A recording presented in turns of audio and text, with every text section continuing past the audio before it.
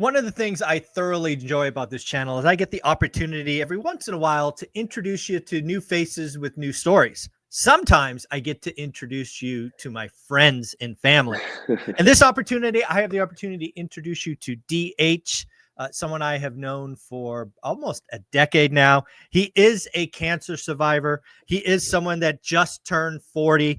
He is a father of soon to be 2. Little baby Olivia is 3, and the new edition is coming very soon.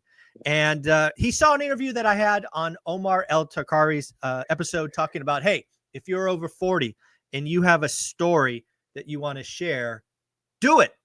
Let's go. So DH reached out, was nice enough to say, yes, let's record it. And DH, man, how you doing? Doing fantastic. Good morning to you. Oh, good morning to you as well. So, one of the things that I talked about on Omar's episode was, some of us, really have been through some stuff. Yeah. And, the reality of life is other folks are going through the same stuff now. And obviously, as a cancer survivor, unfortunately, there are lots of people going through that. And I think someone like yourself that's been through it, come out the other side, gone on a really big fitness journey, there's value in telling that story. I think you would be shocked at how many people you can help. So let's give everybody the origin story, and then I guess you have a lot of questions for me on how to do this and that, which I'd love to answer for you. But give us the origin story, DH. Yeah, absolutely. Thanks for that intro, Z. It's so nice to reconnect with you after so many years. Mm-hmm. Back in 2008, towards the end of 2008, I was diagnosed with Hodgkin's lymphoma. And the first question most people ask me when they learn about that is, how did you know? And I had an enlarged lymph node in my left part of my neck. There was an enlarged tissue. And I thought I had maybe just got, maybe it was a neck injury from working out. And so I just kind of left it alone. But then I started to notice some other really odd symptoms. Like I would wake up in a cold sweat every night. My body would itch for no reason, like no bug bites or anything, but I would just stay up all night, just scratching my chest, scratching my legs, and I was losing a lot of weight, doing nothing. And it was really, really odd. And it was at that point where that enlarged lymph node in my neck started to hurt. It was getting sore to the touch, and I knew something was really off. So I ended up getting it checked out. My doctor had recommended doing a fine needle aspiration just to see what the cells from that tissue would show when tested. And then it came back that they had discovered cancer cells. So then they had advised to completely remove the lymph node, to do a full biopsy on the tissue. And they had come back with a diagnosis of stage 2 Hodgkin's lymphoma. And that's a cancer of the lymphatic system. So it's closely related to like leukemia. So it's something could be very serious. Thankfully, and I say that with a grain of salt, but thankfully in my situation, this form of cancer is curable, even back in 2008. So, but for a 23-year-old, when you hear the word cancer, like it's almost like a death blow, Oh, I'm sure. 23, you're invincible, man. I remember those days. That was 35 years ago, but I remember them, or whatever it was. Yeah. Yeah. And so I was shocked. I was devastated. I went through all the different stages of grief, but in the end, the oncologist that I ended up working with, he kind of set the pace for an aggressive cancer treatment, going through 8 rounds of chemo, 30 days of radiation therapy to follow. And, after a few months, 3 months, I was diagnosed end of August of 2008, and then February of 2009, I was on the other side of treatments. And, and I was sitting in that sitting in the oncology department, my last session of radiation therapy. And the doctor was just like signing off my papers. And, I asked him, I was just like, man, what just happened? And like, what do I need to do from this point forward? Right. And he just kind of looked at me kind of like, he was like, what'd you say? And he's just like, you got to figure it out. And so initially I was very frustrated by a really callous answer. Right. But, he's an he's an oncologist. This is stuff that he deals with on a day-to-day basis. Yeah. So, I can't really blame him. But for me, I took that initially with a lot of, I was just mad, but there was a lot of truth to what he said. And what he was really implying was this is something you're going to have to navigate day by day by day. Mm, And so I've really felt like from that point forward, I was starting at ground level. I was a young guy. I was going to the gym. I was doing all that, but I had never really thought about like what lifestyle habits and behaviors can I use as levers to better promote health from that point forward, so that I can mitigate the risks of something like this to ever come up in my life again. right. I looked at things like how do I process and manage stress?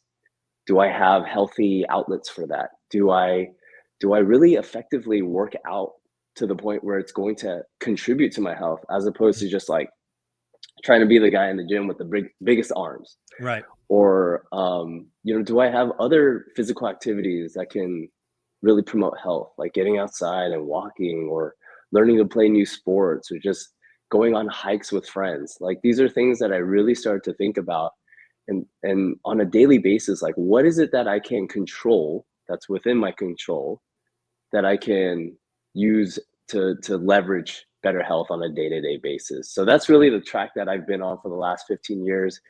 It's put me on this trajectory of being a personal trainer Mhm. and being able to help a lot of people to mitigate some serious health episodes, so that they can live the highest quality life possible. And if I can help somebody do that without having to go through anything as traumatic Yeah. as cancer, then I would love the opportunity to do it. And I've been able to really fill my cup like that for the last 15 years. Well, the good news is I'm glad you saw that interview with Omar, because you were the guy, your story is the one that I think needs to be told, right? I think we have a lot of, 20-year-old life coaches. Mm, And come on, 20-year-old life coach, you haven't been through anything yet, right? mhm. You're now a 40-year-old man, couple of kids, happily married, cancer survivor, been on this 15-year journey, been through some stuff. You have a story to tell. You will undoubtedly help thousands, if not millions of people, if you take the time to, frankly create, a YouTube channel, whether it's Absolutely. DH Fitness, or you lean into cancer, or whatever it Mhm. becomes. But Yeah. I'm going to guess you have some questions for me, so I'll stop and just let you pepper me with how to's or what's and all of that, and I'll give you my honest thoughts on where to go from here. Yeah, no, I appreciate you taking my questions now, Z. In that interview with Omar, I thought it was really cool how you really, in the beginning, you started with a personal mission of how to help people. Hmm. And when did you, how early on, did you realize you had something to share that could help people? And because Yeah, even with your book, and I have a copy of it, it's very niche, which is yeah. awesome. But were you ever like hesitant, like this is so niche, like is there even that many people out there that are thinking about the same things as me? I was never concerned about that. My North, one of the few things I got right and was unquestioned was my North Star. Even 6 years later, 15,000 videos, tens of millions of views, multiple books, all of these things. My North Star hasn't changed, and that is both encouraging and frankly shocking, right? Because I'm the guy who takes action and then pivots, as Mhm, I go. I mhm, don't try to be perfect. But my North Star was I wanted to create something that impacted lives positively 50 years after I was dead. And I did not worry about how niche or how small that was. It was, I want to positively impact people mm, 50 years after I'm dead. I think that would be such a wild, thing to have happen. right. I think that would be legendary. And, started in 2018. Now it's damn near 2025, 7 years later. I still have that same North Star. So Yeah. I think if you can find, and it's really funny, I came up with this, and I'm a morning person, not a night person, right? As you know, right? We hit the gym early. Um, Yes. I was up late because I couldn't sleep, and I was at the kitchen table. I think I had a cup of coffee in front of me for whatever reason. It was 11 or 11:30, and it just hit me um, that, you know, I don't, there's so few people that we encounter that are dead and gone 50 years later. It's a lot easier today with social media and YouTube and books and all of that. But when I thought about the number of people that, I still talk about that are long and gone, like one example is Sam Zell. Sam Zell passed away in 2024. I will undoubtedly talk about Sam Zell for the next several decades. I just thought that was cool. I had no idea how to do it. I've never known anybody that did it. So with that North Star, I just started creating stuff. And then it was not a straight line, right? If you go back and look at my YouTube channel, I have dozens of playlists of things that I tried just to try it, see if the audience, see if it hit, see if I felt good. So yeah, I got lucky with my North Star. I think you have one as well, right? It seems like you know what you want to be. I think you're a little concerned about it being too small. Throw that away. You have something. Dude, there are millions of people, probably tens of millions of people that you could impact just by sharing your story and encouragement and all of those things. So no, dude, stop worrying about it being niche. Yeah. Niches and the riches, whatever you want to call it. Just take that mindset, throw it away. Next question. Yeah. No, that's real sound advice. One of the things I think you leverage really well is your financial updates that you do every day. Yeah. And how do you use that to build an authority for one rental at a time, or your real core North Star? Yeah. So it's really funny. So again, that's a great example of kind of stumbling into what works. If you look at one rental at a time, it's really kind of two things. One, there is a daily financial news. It goes off at 7:30 a.m. It goes live, right? So it's not edited or anything. And that's all me, right? That's a talking head. That's my thing. That's my give back. And how does it tie to one rental at a time? Well, it doesn't specifically, but it is the raw material. It's the baseline for financial education, interest rates, housing, consumers. It frankly, and this is the real deal. I have done the daily financial news for 30 years. I just didn't share it with the world. I have gotten up every morning at 5:30 to 6 a.m. without an alarm clock. I read for an hour as I drink my coffee. I've done that for 30 years. The only difference now is I take notes. I take notes on a piece of paper and I talk to a camera. Yeah. So I didn't change a thing. All right. So it's very easy to do.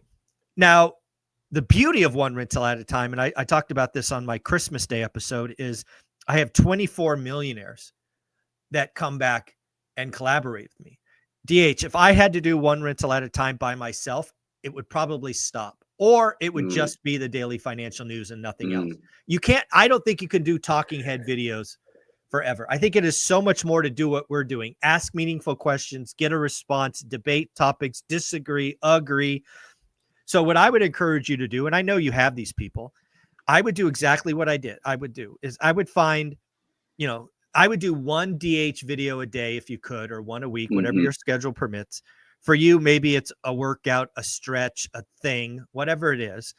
And then I would go find one collaborator 5 days a week to talk on, right? Go get a strength coach, go get a yoga person, go get a CrossFit person, go get a swimming expert, a running expert, and just riff on their topic for 15 to 20 minutes, call it a day.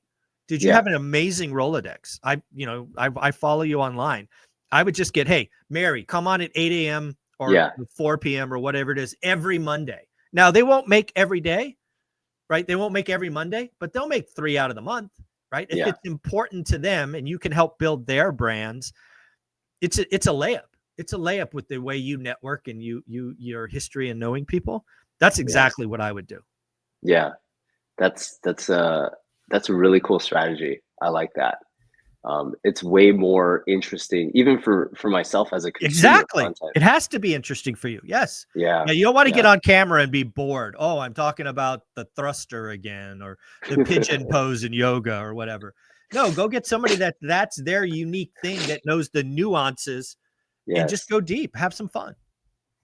Yes. Yeah, that's a really good way to look at it. And it helps you to just broaden your own perspective on Yeah, and you don't have to prep, right? Any video I do, like true, the one we're doing right now, we true. riff for 60 seconds and we go, okay, time to hit record. Let's just see what happens. I love it. I love it. Another thing that I was thinking about after watching your interview with Omar is even for myself with life getting so busy with I'm about to be a dad of two girls and Allie works full time, I work full time.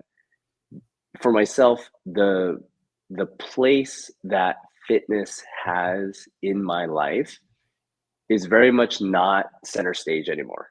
Of course. And something that I realize, embarrassingly, it's taken me a real long time to realize this, but fitness it's a tool Mhm. for your life so that you can show up as the best dad, so that you can show up as a hard worker, producing good work, so that you can show up as a family person, taking care or doing your part to contribute to the family. And so one thing I was thinking about is there's got to be other people that are making this realization that they don't Well, have 90 you have minutes, 2 hours to spend in the gym every day. you have no idea, And Paige. There's probably hundreds of millions of people right? there are you. And here's the deal. There's 100 million more that should be doing this. So Yes, that's the yes. wrinkle that you That's could bring you nailed is it. let's let's pull the people in that are already kind of thinking like me, but let's Hmm. pull in the people that are one deviation away that should be thinking this way. It's like Yes. stop thinking about driving to the gym, stop thinking about supersets and 5 rounds of this and that boring crap that we used to do when we're 20. Let's go, hey dad, you got to get watch your heart health. Why don't you Yeah. go try some, 50-meter sprints every minute for Yes. 10 minutes and you're done, Yes. right? And then the Yes. next day, let's go try to do a wall sit while you hold your baby and, see how many seconds you can hold. And then, oh, by the way, try to do it 5 seconds longer, right? We're Yes. talking Yeah. little daily increments to Mm. challenge it. 5, 7, 12, 15 minutes. Dude, Yes. DA, you have it. Just unlock Yes. that gift. Yes. Yes. That's so true. That's so true. There are so many more people that actually need it. Health is Um, wealth. It's something that people yes. say but don't really understand. I mean, Yes. if I mean, just that statement alone, um, that could be the channel name. I'm gonna guess it's Yeah. already taken. I have no idea, but make it DH Health is Wealth or Yeah. DH. Keep the DH Fitness, which you've had for decades. I don't know You're what it right. is, but dude, um, Yeah. stop Th- overthinking. Go. y- you know, there's kind of a niche that I've found for myself Mhm. on TikTok specifically. So in Mhm. 2020, I started a TikTok and I spoke specifically about using, to your point about these small incremental changes, and on a daily basis, using 5 very simple daily habits that can Mhm. really move the needle with somebody's health. And There you go. this is low hanging fruit. And since then, it's kind of developed into, I would host a monthly challenge on social media just to Nice. kind of just to pique people's interest as to because I wasn't talking about anything over the top Right. drastic. I wasn't saying, hey, you got to start lifting 100 pounds every day, or you have to lose 30 pounds in 30 days, or grow your arms by this many. Yeah. I wasn't None of talking that. about Yeah. any of that. All I was talking about five things. Number one, can you get outside for a 30-minute walk every day? Number two, can you dedicate 3 days a week, no more than 20 minutes, to do some sort of resistance training? You could do it from home, body weight. You can use a band. You can use a pair of dumbbells. You don't have to drive to the gym or sign up for Yep. a gym membership. Number three, look at your nutrition. Are you drinking enough water, prioritizing protein, and getting most of your carbohydrates from vegetables and fruit? Those are like some simple things most people are doing, but now I'm giving you some parameters, a framework to look at your daily behavior and I like it. habits, things that you can actually control and leverage that to move the needle for you. And then the Right. last two, number four, is getting to bed a little earlier. Mm. If you can start your bedtime routine 30 minutes earlier, you're going to do a lot for yourself over Yep. time. That first night, it's not going to make a difference, but doing it consistently as a daily habit really does move the needle. And then the last one was just some sort of daily meditative mindfulness practice, whether Right. it's a guided meditation, prayer, journaling, whatever you subscribe to, but making that time for yourself. And maybe for someone like you, it's like the routine that you have of drinking your coffee, looking at the financial reports. For me, it could be just reading a couple pages of a book or whatever it is, stretching lightly on the floor while my girls are asleep. Yeah. And so these habits that I've been able to Well, talk about. let me ask you this. How many Yeah. people would take a part in a challenge when you were just doing TikTok? Are we talking tens or are we talking hundreds? At its peak, I had about 200 people that were actually. Let me tell you this. So if you took the time to create a schedule, create a YouTube channel, just be yourself, I bet you could get to 1,000 people taking a part in your challenge. Yeah, that's interesting. Very quickly, right? That's really interesting. Yeah. Again, the beauty of YouTube is people will get to know you. You really can't get to know someone's core on a 60-second TikTok video. It's very true. If you have a YouTube and you have these other experts and you do this and you talk about the core 5 and you go deeper on, every Wednesday you go deeper on this or that, people are going to get to know DH like I know him. And they're going to, I don't know what you do, sign up or participate, whatever the right word is in your challenge. Now it'll take 3, 6, 9 months to build that repetition and consistency. Of course. But, dude, by 26, I would be shocked if you don't have 1,000 people participating monthly. And you know how much a kick in the pants that would be? Then you could have the winners. You could say, hey, anybody that lost more than 10 pounds, let's do a Zoom call and let's congratulate everybody. And that's just going to create this momentum where, February was 1,000, March was 2,500, and April's 5,000. I mean, when you do it right and you don't start with those expectations, you just continue what you're doing. It'll be a tsunami. It'll be crazy what you can do. That's a good point, and just got to get started, just got to get out there. And I think that's for myself too, like filling my cup. For my full-time work, I'm a coach. Yep. For street parking. I work for a company called Street Parking. We do online fitness, helping people to work out from home, like under 20 minutes a day using minimal equipment. But also I have a part of my identity that is very much outside of just fitness coaching. And it's talking about the real daily life nuances of being a dad. Yes. Of being somebody that is, still learning to discover who I am as a husband, as a family guy, as a dad. Work all of that in. Do not hide that. Yeah. Do not hide that. A lot of people, let's just pick on your space or at the fitness space. They think it all has to be fitness. No, DH, you're a human being. You have life. Take the opportunity to be vulnerable, share, and you would be shocked at how attractive that will be to folks. Yeah. You have it all. You just got to press record. I appreciate that. I appreciate that. No, thank you for the vote of confidence. And I mean, seriously, just watching how consistent you've been and with the branding, your voice. I mean, the way you and I are talking right now, it's like we're back in Mountain View at the gym, Yep. The I am who I am. Working. Exactly. And it's a beautiful thing. It's a beautiful thing. And so what's the channel name going to be, DH? Come on, let's push you a little bit. So I do have a YouTube channel from, and I think it's just DH Fit Inc. DHFITINC. Well, this is the time. You can rebrand. Or that's a good point.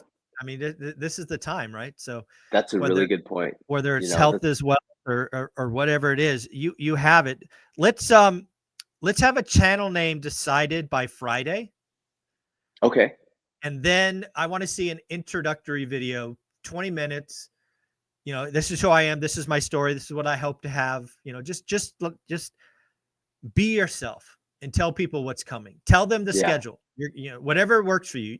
One video a week, whatever it is. Also, send an email to 3 people that that you think you could get a weekly scheduled call with, and make them diverse, right? Make sure one's a female, at least one's a female, right? So make it diverse. If you look at all my millionaires, that collection is not 15 white guys. It's a collaboration. Right. So be mindful that the audience is diverse.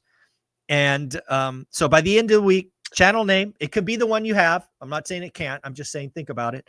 Send emails to 3 people asking if they want to be on a weekly Zoom call or whatever technology you have. Okay. And script or outline and record Yeah. your first introductory 20-minute video. This is DH. This is what I want to do. This is what you can expect. Cool. Here's the schedule. And let me know when that's all done. Awesome. I will. Yeah. A week will be plenty of time There you go. to wrap my mind around that. And it'll be perfect. It'll line up at the start of the new year. And, So any last minute questions for me, DH? Last minute questions. What was your last workout you did? My last workout I did 10 push-ups a minute for 30 minutes. That was my last workout I did. 300 push-ups? Yeah, 300 push-ups. Yeah. The last 50 or 60 were on my knees because I wanted to make sure I get to 10. You are a monster. I don't feel like a monster. Such a motor. I do have a motor. Yes, I do have an engine. That's amazing. That's amazing. I love it. I love it. No, well, thank DH, you, Z. You're amazing. I'm always here for you. You know how to get a hold of me. I appreciate you. And again, let me know by Friday. Yes, sir. Take care. Thanks, All right. buddy. We'll see you. Bye. Bye.